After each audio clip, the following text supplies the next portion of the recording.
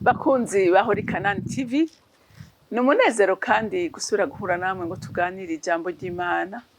Ariko imbere yuko dutangura kuganira, reka tubanze dusenge.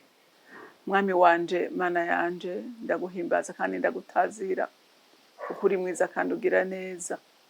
Ngushimira ko twitwararika Mwami, mu byo duhura navyo ari bitubabaza, uraseruka ukatunezereza. Ari bitubabaza, ari bituriza, Mwami Imana, nta na rimwe udutererana.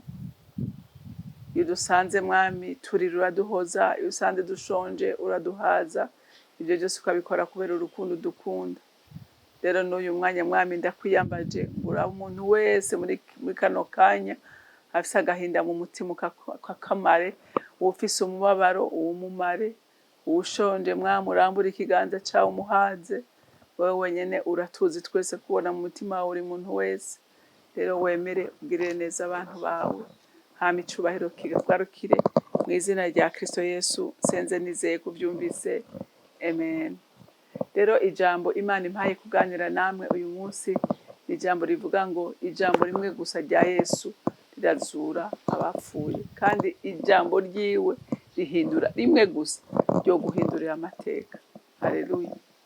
Ryo guhindurira amateka, ko ntavuga menshi, ijambo rimwe gusa rikora ibitangaza.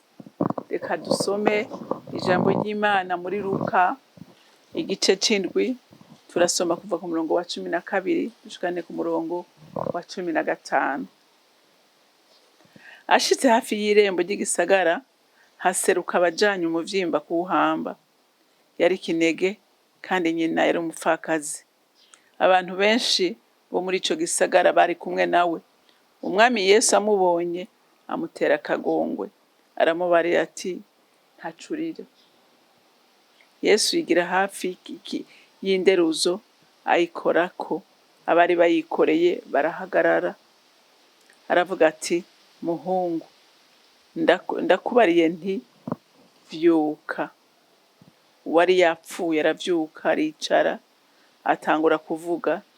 Yesu amuha nyina. Amen. Muntu w'Imana, turiko turaganira iri jambo. Birashoboka ko ufise ivyapfuye mu buzima bwawe. Ushobora kuba ufise ivyapfuye mu rugo rwawe. Ushobora kuba ufise ivyapfuye mu kazi kawe. Sinzi, hari ivyapfuye. Ariko nshima Umwami ko yivugiye we ubwiwe agira asubire mu ijuru, ko abamwizeye by'ukuri yabahaye ububasha, abahaye ubushobozi bwo gukoreshwa ibitangaza. Kandi aravuga neza ngo mweho ngo muzokoreshwa ibisumba ibyo jewe nakoze. Haleluya.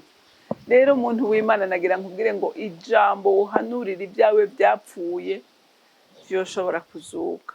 Haleluya. Kuko Kristo ni aba muri twebwe, natwe yaduhaye ubwo bushobozi. Rero ngaha twumvise umuvyeyi yari afise umwana w'umuhungu, yaraheruka gupfakara, amusigira akana k'agahungu. Ako gahungu ngira ngo nyina yaravuga ati ntaco, aka kazonshigikira, kazomfasha. Urumva yari afise ivyizigiro. Ariko nawe mu gitondo kimwe umwana abona arigoroye, arapfuye. Kandi cari kibabaje mu migenzo y'Abanyisirayeli, iyo wapfakara ico bakora ni giki?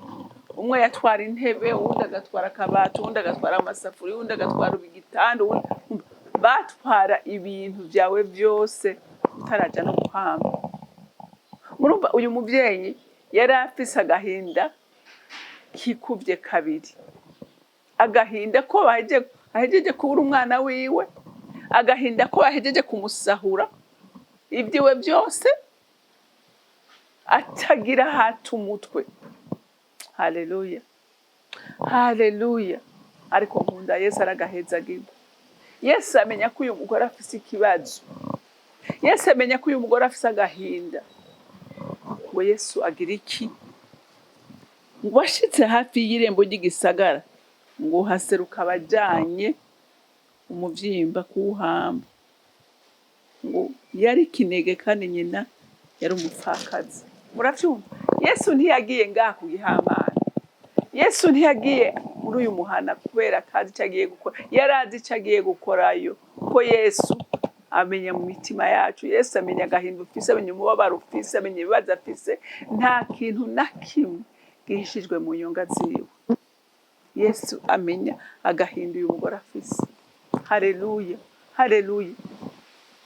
Ariko iyi si n'abayibamwo hari igihe basonga umuntu, hari igihe bababaza isi kubabaza nawe ugasuhuza umutima. Uyu mugore ngo yari afise agahinda, ariko kandi agahinda kiwe karumvikana. Aho ko abantu bokompatisa, aho ko abantu bokugirira ikigongwe, ahubwo bakagusonga bakagucumita icumu mu mutima gusumba n'iryo wari ufise. Haleluya. Ngo abantu benshi bari muri ico gisagara bari kumwe nawe. Umwami Yesu amubonye amutera akagongo. Ese icompa nawe uyu munsi wowe nanje Yesu tukamutera akagongo. Haleluya. Icompa we nanje Yesu tukamutera akagongo. Haleluya. Ngo Yesu aramubwira ati ngo reka kurira, humura, umukiza yaje, umutabazi yashitse. Haleluya. Ngo Yesu aramuhumuriza ngo reka kurira, tekana, ikibazo cawe cyamaze gutererwa inyishu ko nahashitse. Yesu iyo ashitse ahantu ntabasiga gutyo. Haleluya. Yesu yashitse ahantu ibyaramarira bihinduka igitwenge. Haleluya. Birahinduka. Yesu ahindura amateka, Yesu ahindura amazina. Ngo agira iki? Ngo yigira hafi y'inderuzo ayikorako, abarira abari bayikoreye barahagarara. Aravuga ati muhungu, ndakubariye nti vyuka. Haleluya. Mwumvise ijambo rimwe gusa rya Yesu n'abapfuye barazuka. Yamubwiye ngo muhungu, ndakubariye, umva, vyuka ubu nyene. Haleluya. Umuhungu ataravyuka, aricara, hama muhereza nyina. Akunda Yesu, aragahezagira, aramuhoza amarira, amukura agasuzuguro k'abazimu, amugirira neza. Umwana we aramumusubiza. Ivyiwe ngira ngo umwe wese yagiye gusubiza aho yakuye. Inge ndakubwire, uyu munsi ndashaka ngo wowe uhanure ku bintu vyawe, ko nawe ububasha bwo kwihanurira urabufise, ko nabitanguriye ko Yesu twese yaduhaye ububasha n'ubushobozi. Hanurira ikintu cawe cose ubona kiri imbere yawe cyabaye umusozi, gihanurire kiraba kizima. Haleluya, haleluya. Kuko ubushobozi iyi mwami Imana ntiyabusubiranye mu ijuru. Ubwamukoresha ibi bitangaza byose ntiyabusubiranye mu ijuru, ariko yabusigiye abamwizera. Haleluya. Kuko yarazi ko adusize mu gikorwa. Amen. Ngo amusubiza nyina. Yesu yavuze ijambo rimwe. Mwibuka agiye no kumva ya Lazaro, ntiyavuze amajambo menshi. Haleluya. Yaravuze ati data, ati ndazi ko uhora unyumva, atariko ibi ndabikoze kugira ngo abari ngaha bamenye ko ari wewe wantumye. Haleluya. Aravuga ngo Lazaro, vyuka. Lazaro agira iki? Aravyuka, maze imisi ine mu mva yapfuye. Mbega ibyawe ugira ngo birabura gushika ibya Lazaro byari bigeze? Ntibirabura. Haleluya. Rero haracyariho ibyizigiro. N'ibyo wabona umenga ntibishoboka, birashoboka imbere ya Yesu. Nta kintu na kimwe gishobora kunanirana. Umwami wacu ashoboye byose, kandi nawe ubwo bubasha n'ubwo bushobozi yarabuguhaye buri muri wewe. Haleluya.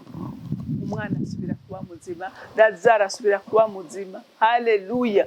Yesu aseruka kuri wa muntu yari amaze imyaka 38 ku bidengeri, 38, umuntu aryamye atabuja. Yesu araseruka kuko yabonye agahinda afise, yabonye ko yatawe, yabonye ko atabyizigira gifise. Kuri ico kidengeri hari abantu benshi bagwaye, ariko ngo acahe kwibaraza riri kuwo muntu azi ko amerewe nabi. Waraseruka aramubwira ati urashaka gukira? Ubundi murumva inyishu yamuhaye, amubwiye ngo ngo mwami ngo yamubwiye ngo nta muntu mfise, ngo nta muntu mfise. Ariko umuntu yari yashitse, umukiza yari yashitse, umutabazi yari yashitse.